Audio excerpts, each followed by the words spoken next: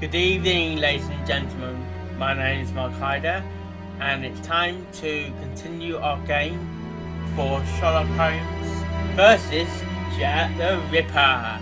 And resume.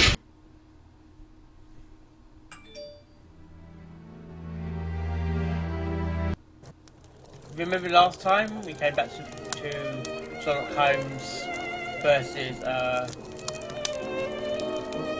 Watson's dwelling, and we're going to look at this notice board, trying to match this up.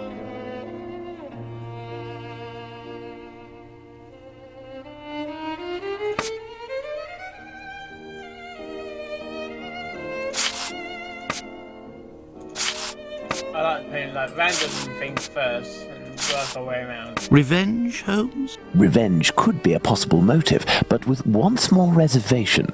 We have reason to believe that the victim considered her murderer to be a typical client.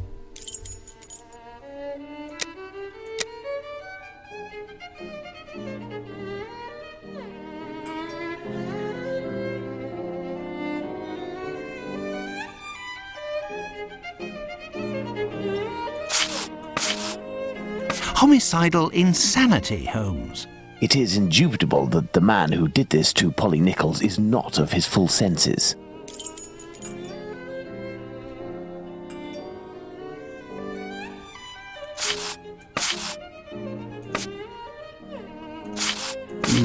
Theft, perhaps. I have a hard time believing that someone would attack poor Polly so fiercely just to rob her of a few coins.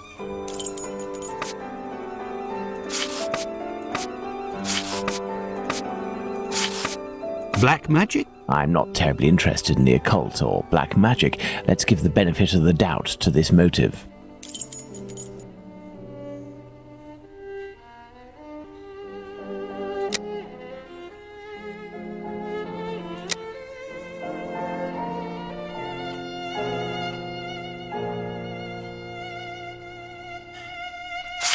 A personal drama? Love can certainly...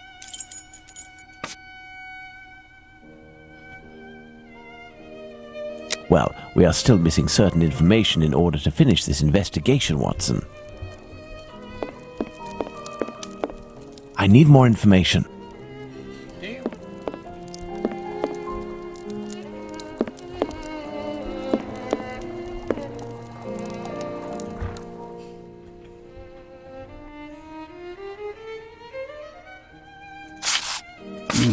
Theft, perhaps. I have a hard time believing...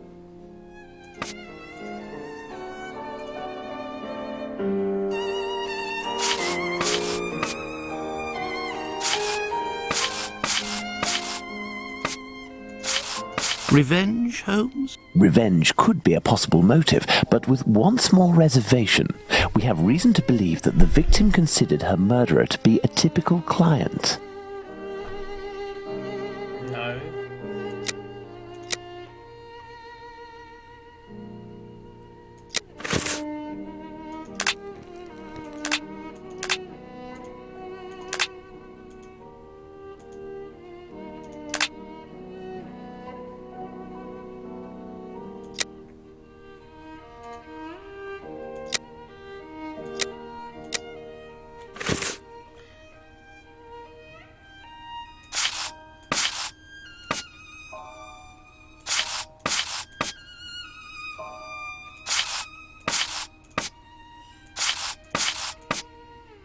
Revenge, Holmes? Revenge could be a possible motive, but with one small reservation. We have reason to believe that the victim considered her murderer to be a typical client. Black magic? I'm not terribly interested in the occult or... Homicidal insanity, Holmes. It is indubitable that the man who did this to Polly Nichols is not of his full senses.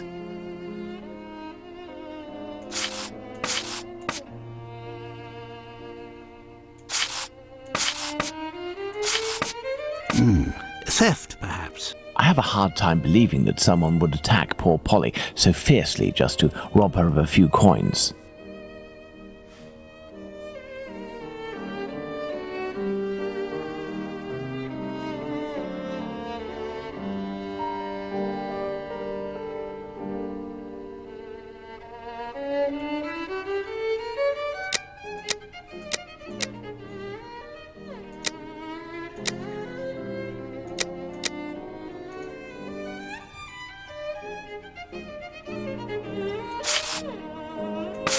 Revenge, Holmes? Revenge could be a possible motive, but with one small reservation. We have reason to believe that the victim considered her murderer to be a typical client.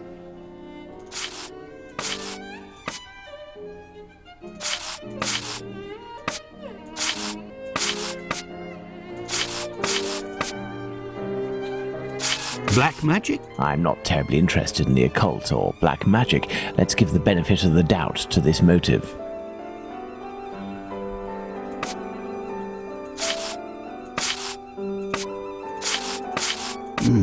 Theft, perhaps? I have a hard time believing that someone would attack poor Polly so fiercely just to rob her of a few coins.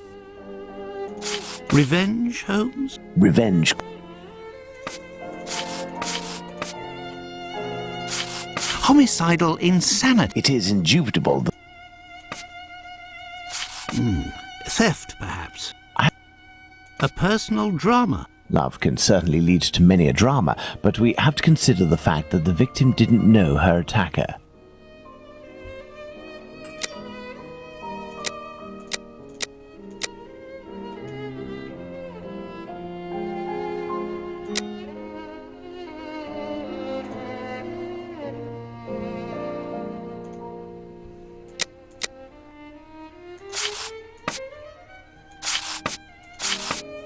A personal drama? Love can certainly lead to many a drama, but we have to consider the fact that the victim didn't know her attacker. Theft, perhaps? I have a hard time believing that someone would attack poor Polly so fiercely just to rob her of a few coins. Revenge, Holmes? Revenge could be a possible motive, but with one small reservation. We have reason to believe that the victim considered her murderer to be a typical client. Homicidal insanity, Holmes? It is indubitable that the man who did this to Polly Nichols is not of his full senses. Black magic? I'm not terribly interested in the occult or black magic. Let's give the benefit of the doubt to this motive.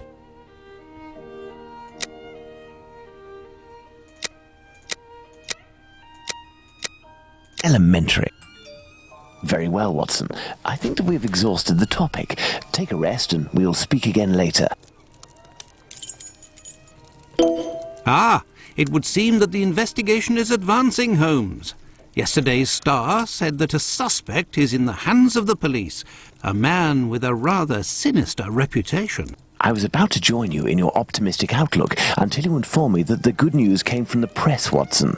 But surely they wouldn't invent the fact that the police are holding a suspect, or the acts that are attributed to him. You will have an exact answer to these two questions in less than 50 seconds, Watson. Pardon? Enter, Inspector. Good day. Dear Watson, allow me to introduce Inspector Aberline, Inspector Dr. Watson. Inspector? To what do we owe the honour of your presence, Inspector? I heard that the two of you made your way to Whitechapel a few days ago. Your arrival, you are aware, coincides with a very serious affair which our police service is going to great lengths to solve and which is creating strong tensions in the area. Pardon me, but haven't you arrested someone? A certain Leather Apron? Absolutely not. The man who hides behind this name is indeed being actively searched for by the force. Besides, nothing at the moment suggests that he is the Bucks Row murderer. There, you've been enlightened, Watson. Now it is our turn to answer Inspector Aberline's questions. Indeed. I will be brief and precise. Do you intend to investigate this case, or have you already started? It is to be of service to a friend that I went to Whitechapel. We did, out of curiosity, familiarise ourselves with the preliminary reports, and we made our way to the scene of the crime. Our conclusions are slim, as are the clues. Having not been officially appointed by a client, I believe that my intervention in this business will end there. Very well. To be frank, you take the weight off my shoulders by distancing yourself from the case. Our image isn't very good, to say nothing of what the press puts us through. Thus, if overnight they found out that you were on the case, people would turn against us. And they would pester me, overwhelm me, and finally make me out to be responsible for the inevitable failure such a scenario entails. Neither you nor I wish for this to happen. I know that your time is precious, Inspector. I will send you a note regarding my conclusions shortly. With pleasure. Gentlemen? Do you think that he will find the murderer? The chances are slim to non-existent. It is 7 days now, short of a confession from the murderer himself. And you will not go further? You heard the Inspector, Watson. My presence in Whitechapel would hinder, which doesn't mean that we will drop the case. How is that? The Inspector spoke of me, but not of us. It is you, Watson, who will lead the investigation tonight. It is you who will bring to the police station the little note that I will write regarding our conclusions. Despite the late hour, there is nothing to stop you from making inquiries about this famous leather apron while you are there.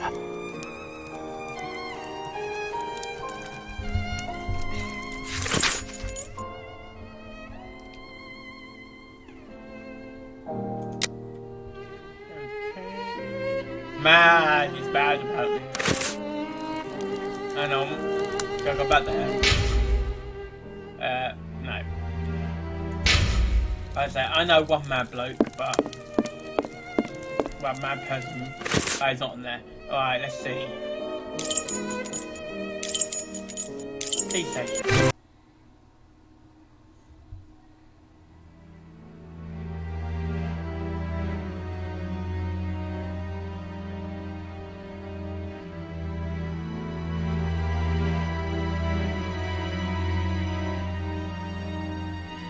Well, if I follow Holmes's instructions, then to begin my investigation into this leather apron, I must first head to the police station.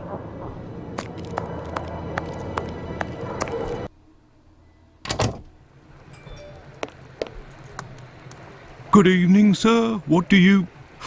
I know you. You were here last week with Sherlock Holmes. Of course I was. Well, goodbye. I was a bit short. Some news, Doctor? Indeed. I have come to bring a message from Sherlock Holmes for Inspector Aberline. Very well, I will pass it on. But come to think of it, someone was asking about you recently. Finley, the caretaker of some shady boarding house nearby.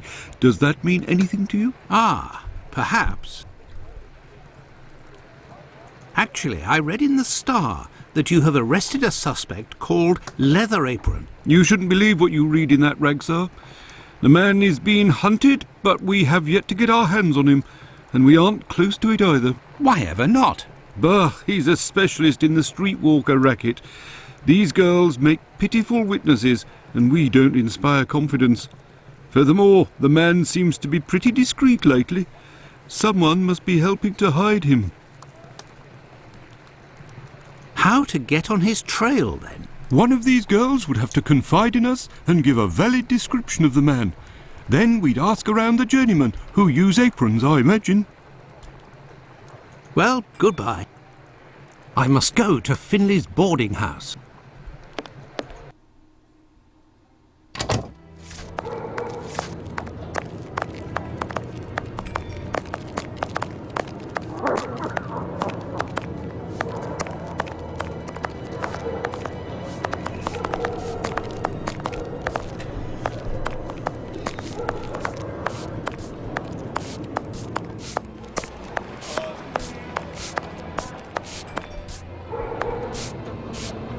Good evening, Finley. Oh, good evening, sir. Aren't you the gentleman who was with the great detective the other time? That is indeed me, Dr. Watson. Tell me, Finley, I was told that you were looking for us at the police station. Indeed, I wanted to thank you for last time, you know. That vagrant has never set foot round mine again. I even found a tenant, one who pays his rent, I mean. You don't seem very happy, but you were lucky to have found a good tenant so quickly. It's just that this man is very strange. He paid several days in advance and I gave him a key to the place. Since then, he goes out every night and returns at ungodly hours. I'm sure he goes to visit the ladies, but still, every night. And when he moved in, something must have broken in his case and stank up the stairs in his room for 2 days. I think it was a jar. It must be over there. Tell me, have you heard talk of Leather Apron? By the papers, that's all. This man seems very sinister. Do you know any journeymen who use this type of apron? The slaughterhouse butchers, I believe, but definitely the cobblers. I know one, old Isaac Solomonovich. His workshop is on a small street in the Jewish community, across from the hospital. He's a good man.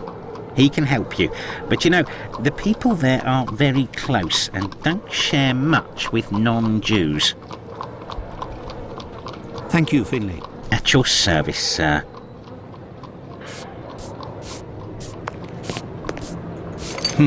This odour is very strong indeed, but the whole neighbourhood as such has a dreadful stench. Finley might have an idea as to what this bottle contained. What do you want, Doctor? You're right, the pieces of the jar that your tenant broke do give off a strange smell. It's true. That's quite normal given his trade. Yes, and what would the trade be of your strange tenant? A doctor, like yourself, I believe. Dr. Tumblety, a foreigner. Canadian, perhaps. Dr. Tumblety. It might be interesting to know more about him. Tell me, have you heard talk? But Do you know? he's Thank you, Finley. at your service, sir.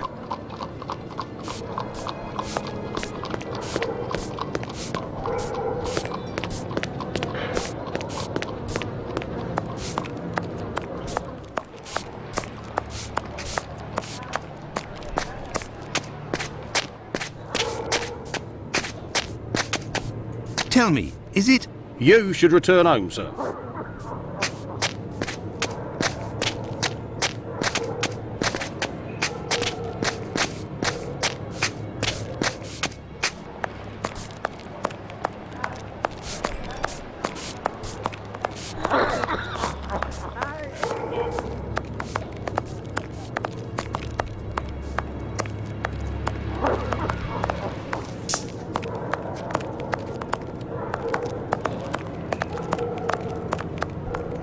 So he asks me, how old are you? And I'll tell him, well, it depends on how much you'll be paying me. No, it would be better not to insist.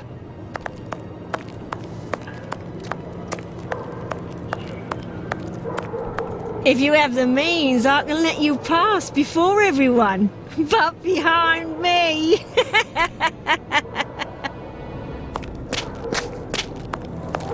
If you have the means, You're in a rush, my pretty? Come, I'll have you done so quickly you'll only have time to pay. Hey! Give me a little something, you cheapskate! Right, mate. Calm down.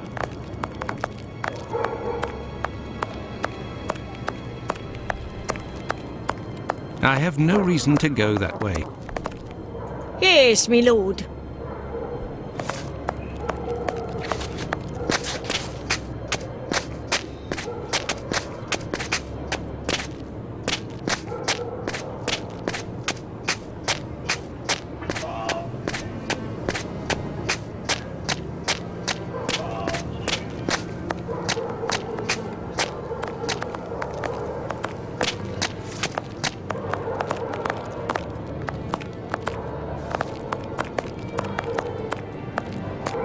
I have no reason to go that way. Flowers! Flowers!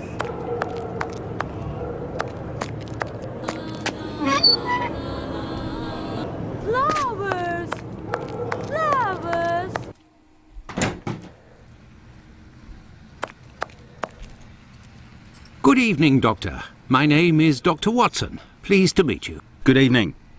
I am Dr. Gibbons. Likewise. What can I do for you, my dear colleague? Trialing again for that, mate.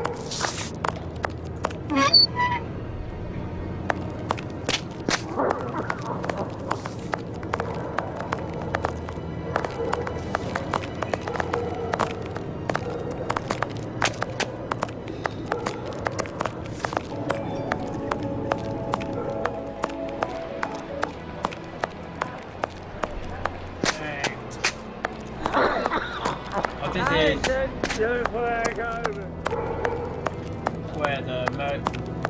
where the crime scene is.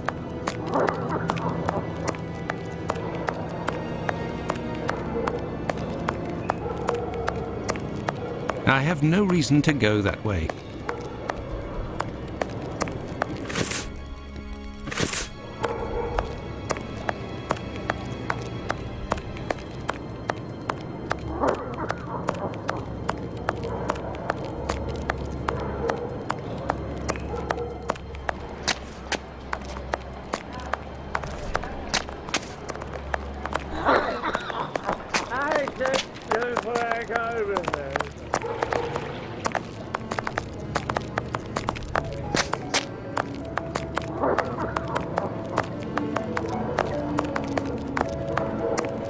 I have no reason to go that way.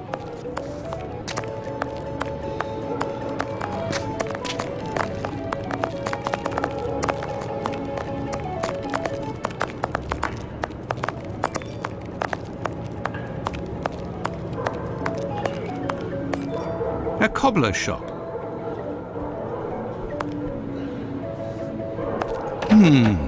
Closed. I will return later. The policeman said the street girls would know something about the leather apron. Maybe I should go and see Lucy.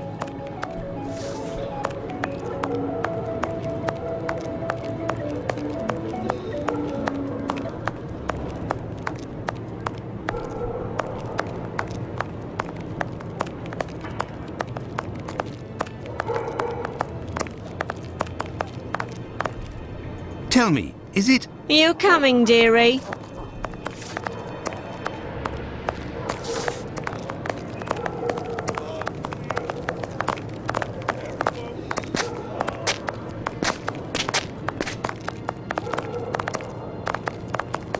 Tell me, is it... You coming, dearie?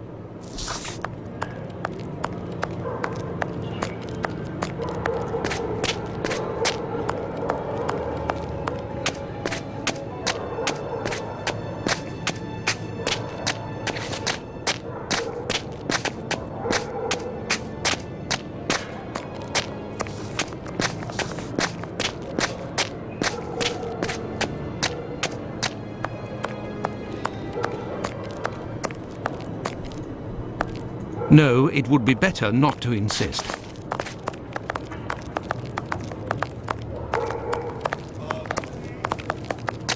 No, it would be better not to insist.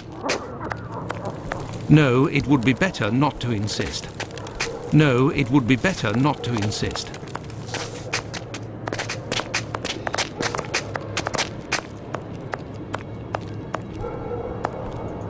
But without money, we can't do nothing.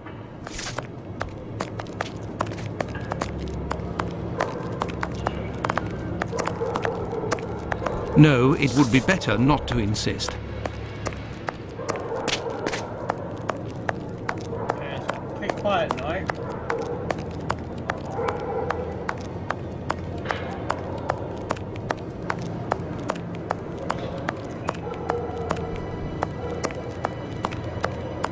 Batty Street.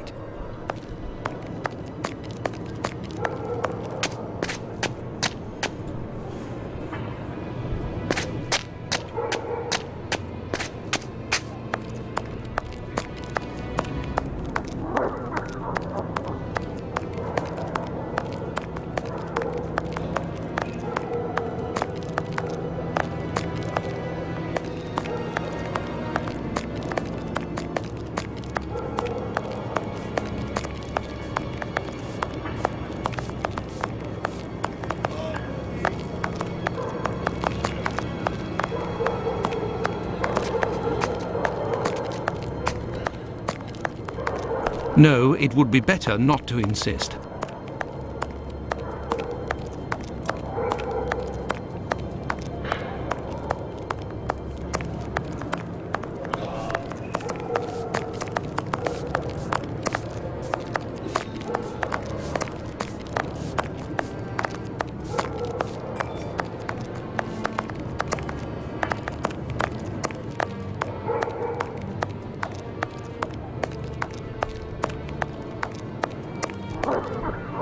No, it would be better not to insist. I have no reason to go that way. Well, without money, we can't do nothing.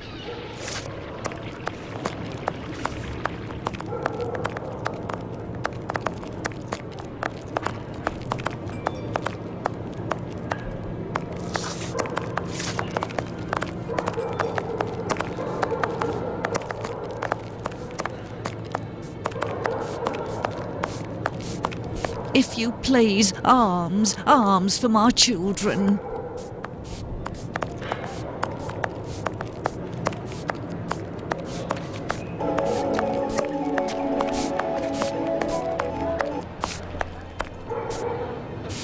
What do you want, Doctor? Thank you, Finley. At your service, sir. Oh, I need to find what to do now.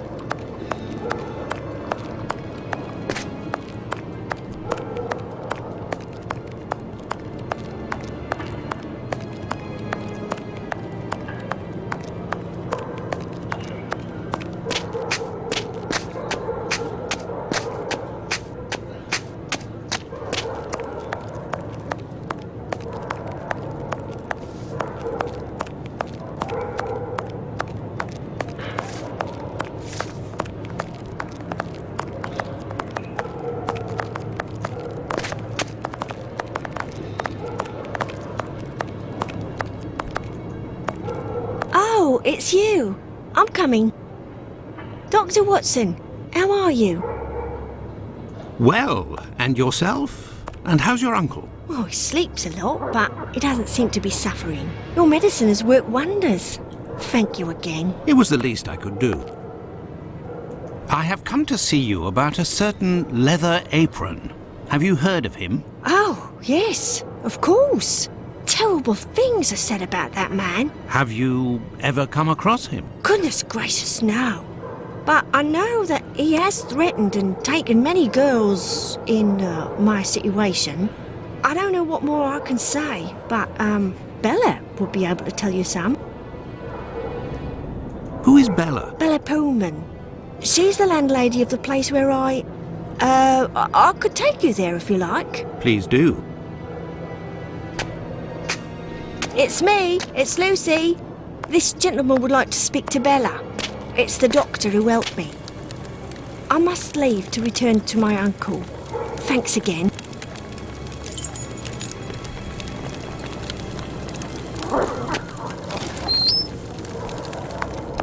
Out of the way, I don't like the look of you.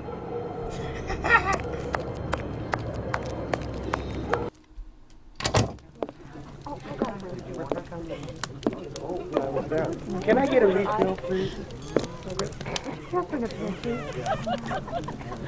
If you'd be patient, Madam Bella will arrive in a moment. Good evening. I am Dr. Watson. It is young Lucy who told me to come see you. Ah, so you're the Good Samaritan who saved her uncle without asking for anything in return. And now you've come to see me, no doubt, to explain that the poor little thing doesn't belong here, and you will see to her future. Well, if you expect me to let her leave with you... It's not that, ma'am. You should know I am a married man. And why should that matter? I believe there has been a misunderstanding. The reason that Lucy sent me here is that you may be able to give me some information about Leather Apron. Are you a doctor or a constable? I am most certainly a doctor, but I am acting in this matter in a private capacity, and I would like to find this man. Well, if you're able to rid us of him, I'll give you a week's worth of free passes. That man is a thorn in our sides. He spies on the girls in the streets and watches them inside the houses, spying through the windows. And as soon as they're finished with a client, he jumps on them without any warning and forces them to give him their money. I've never seen him, but one of my girls was attacked by this man, and she said that he wore a leather apron and carried a knife. And his face, oh, he has a horrible head, with rat's eyes and a deformed mouth. She even said that she knew his name, Pizer, or Pizer, I think. But I don't know where she can be found. Margie, Nutcracker, the girl I'm talking about, could tell you more, but I had to let her go last week. Why did you let Margie go? The poor girl caught a shameful sickness, and the symptoms have attacked her face, if you know what I mean. So I gave her notice, and a little bit to help her along. I don't know where she is now, but she'll certainly be getting treatment at the clinic if she's still in the neighbourhood. Did you speak to the police? What would they do? Who cares about the girls in the streets? Would you have received a visit from another doctor, a stranger by the name of Tumbleton? I'm just like you, Doctor. Sworn to secrecy in my profession. But as I've taken a fancy to you, I can tell you that this name is not unknown to me. And if you do me a little favour, it is possible I might remember something about him. What kind of favour must I do for you? You see that man over there? He's a rich artist. A painter, a regular client round here. Well, yesterday, he came and left his cane in the umbrella stand in the hall before going into one of the rooms. Well, when he returned to this room, the cane had disappeared. It's a cane with a massive silver knob. Must be worth a fortune. He threatened to call the police unless he got free services in my establishment for a year. I'll be forced to accept, unwillingly, of course, given the services that he's demanding, unless the cane is found. Did you question the residents regarding the theft? They didn't see anything, and there's not one of them that would risk stealing from a client here. Who was in the room when your weasel of a client was in the chambers? There were a few that came and went, but Mary could tell you better than I can, because she was the one at the counter yesterday. Thank you, ma'am. No problem, my angel. Best not to stray off in that direction.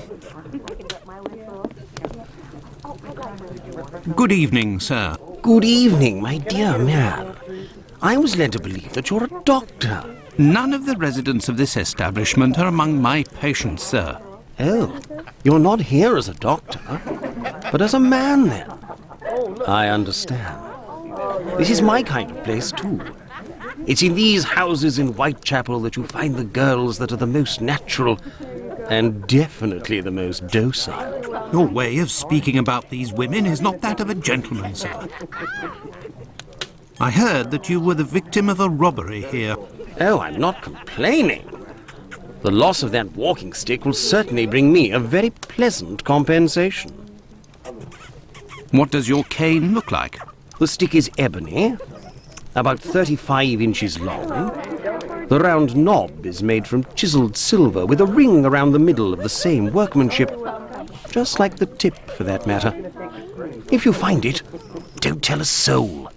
Keep it for yourself. Got it? Well, goodbye, sir. Goodbye, or until next time. And good evening.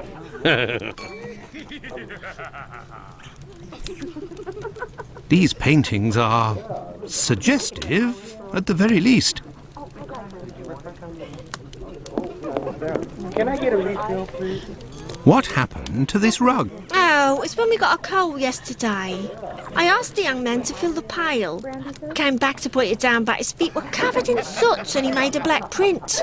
Madam Bella said it was my fault and I got a shilling's penalty. I also have to clean the print and it's no picnic. He has immense feet, that boy. I heard that there was a theft yesterday. Did you see anything? No, and I was here the whole time.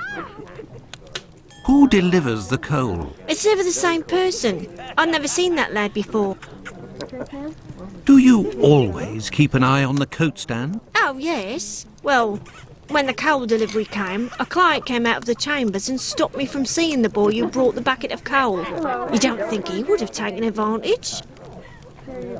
Until next time, miss. With pleasure, sir.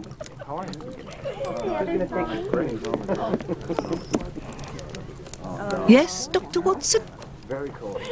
Thank you, ma'am. No problem. These paintings are suggestive, at the very least. Best not to stray off in that direction. Best not to stray off in that direction.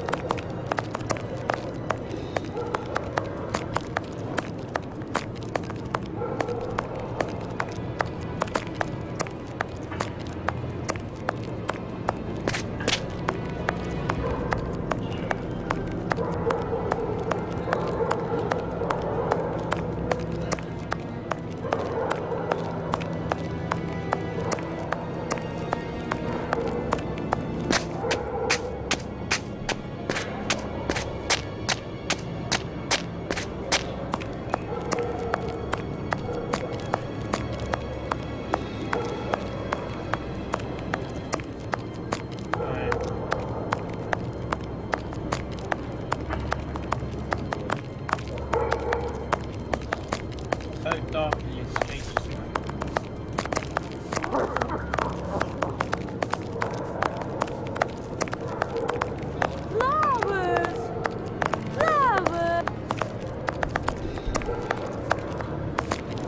We should go and run actually.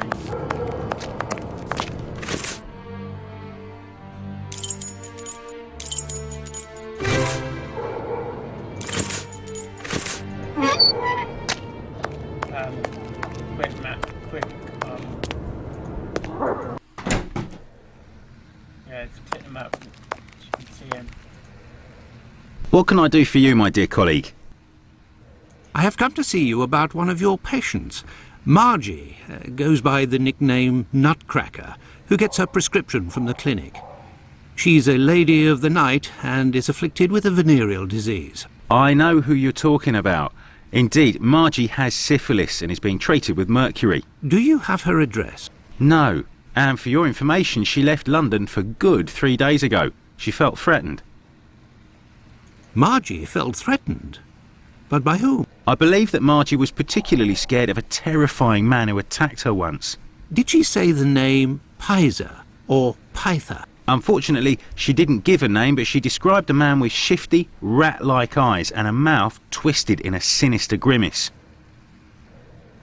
Did Margie have any idea where this man who terrified her so much might be found? No, but she told me that another girl who'd been attacked like her had told her that this man worked in a cobbler's run by an old Israeli.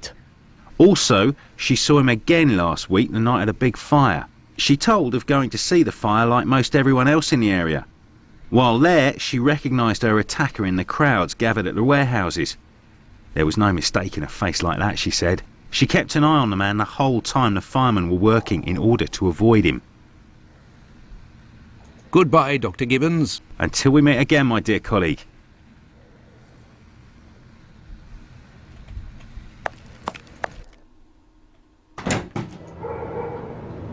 This interview with the doctor revealed an important fact.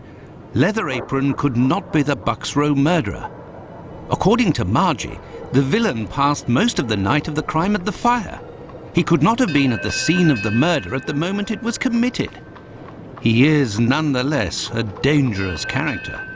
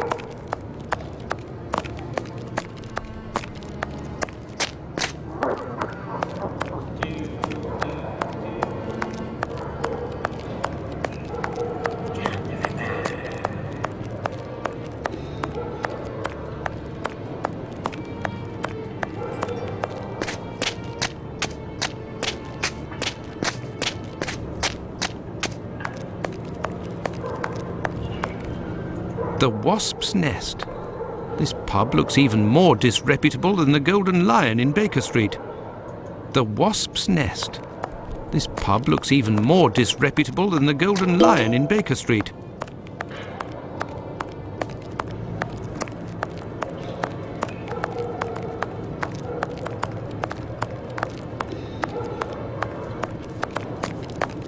Nobody goes to that shop now.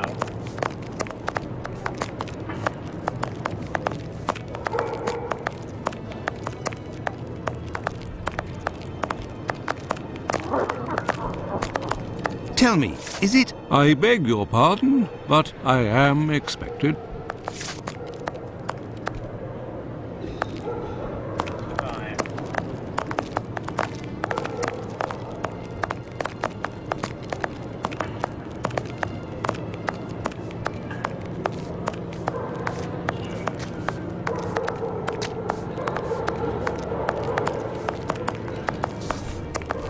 Commercial Street.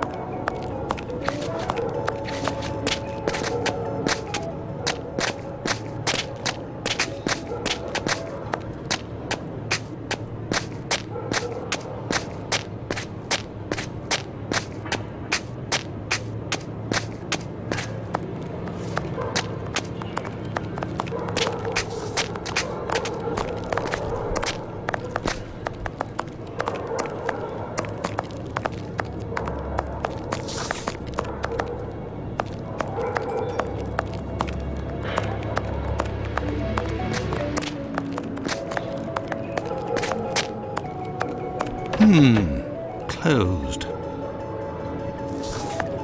I have nothing to ask. Whitechapel Street.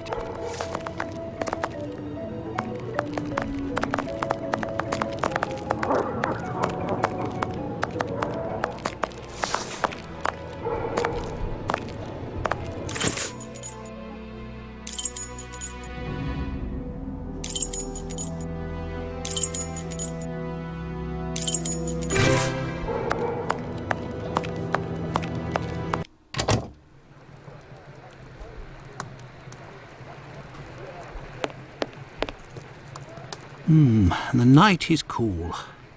What a horrible summer we have had. Does the name Tumblety mean anything to you? Not at all. But if you like, I can make inquiries. Fine, why not? One never knows. Well, goodbye.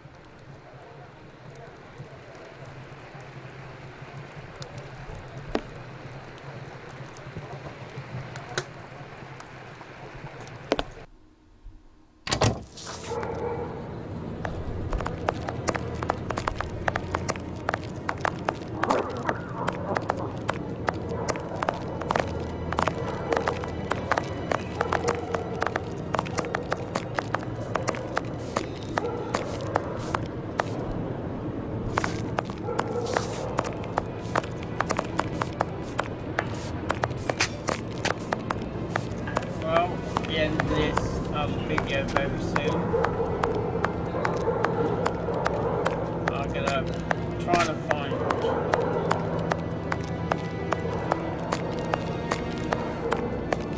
to do.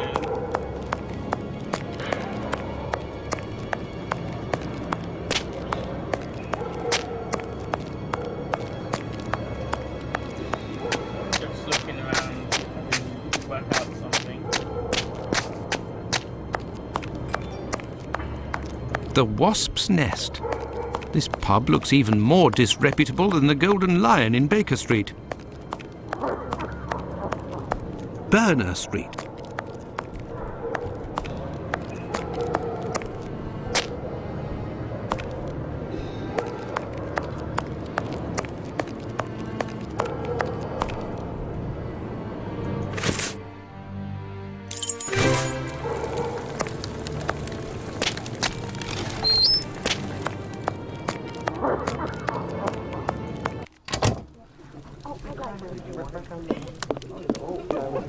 Can I get a refill, please? Yes, Dr. Watson?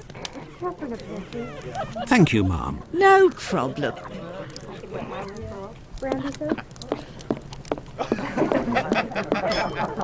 Oh, look at here. Loosen your belt. Well, goodbye, sir. Goodbye.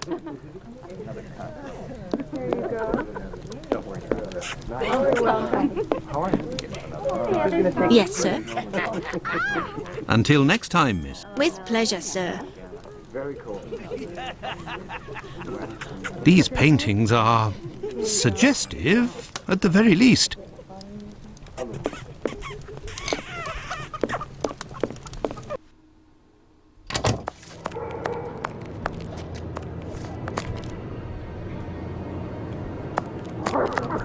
Out of the way, I don't like the look of you.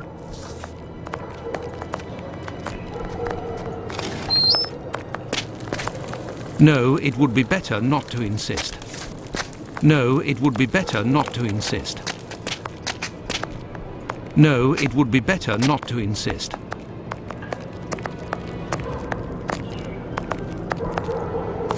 No, it would be better not to insist.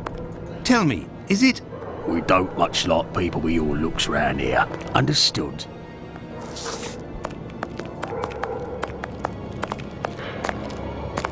Well, I'm going to end this video now. Hopefully my next episode I'll proceed further where I am now.